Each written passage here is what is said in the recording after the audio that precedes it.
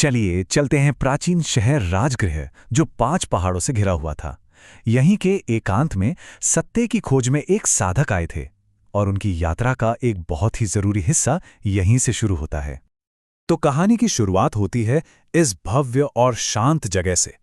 देखिए, ये पहाड़ सिर्फ चट्टाने नहीं थे, बल्कि उस महान खोज के गवाह बनने वाले थे जो यहां होने वाली थी। तो चलिए देखते हैं इस यात्रा का पहला पड़ाव।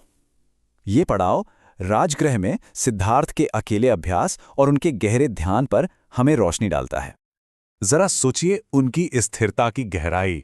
वो इतने स्थिर और शांत थे कि गिलहरियां उनके घुटनों पर चढ़ जातीं और कबूतरियां उनके भिक्षा के कटोरे से दाने चुग लेतीं। मतलब ये उनकी अंदरूनी शांति का एक जीता जागता सबूत था। और यहीं पर सिद्धार्थ के सामने पहली बड़ी दार्शनिक चुनौती आती है। ये चुनौती थी दूसरे तपस्वियों का रास्ता, जो शरीर को कठोर पीड़ा देकर सत्य पाना चाहते थे। तो देखिए, यहां 2 बिल्कुल अलग रास्ते आमने सामने खड़े थे। एक तरफ थे सिद्धार्थ, जो शांति और स्थिरता से सत्य को पाना चाहते थे, और दूसरी तरफ थे वो योगी जिनका मानना था कि शरीर को कष्ट दिए बिना ज्ञान मिल ही नहीं सकता।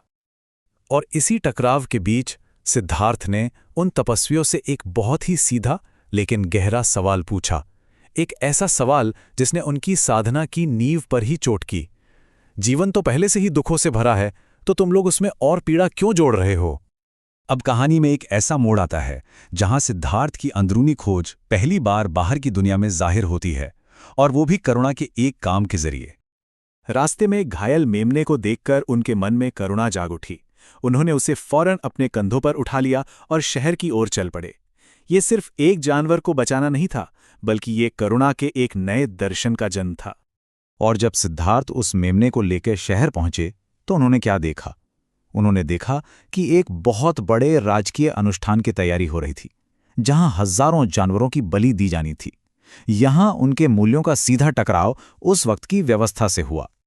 सिद्धार्थ ने राजा बिंबिसार के सामने जो कहा, वो बहुत ही शक्तिशाली था।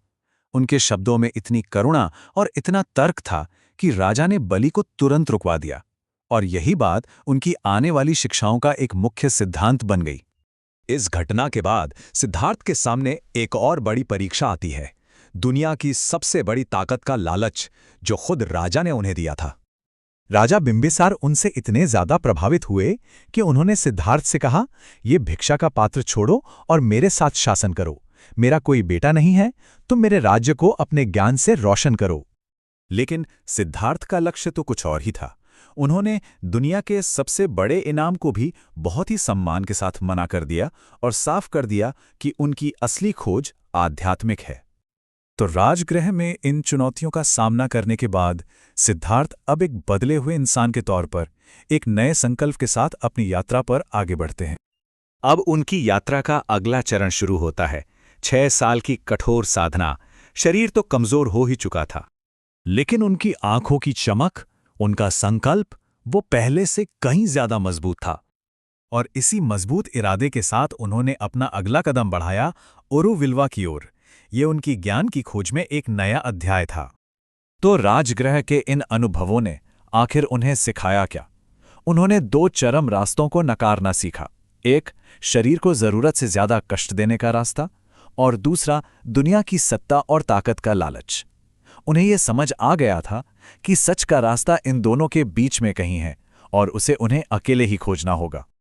और ये बात हमें एक बहुत बड़े सवाल पर लाकर खड़ा कर देती है।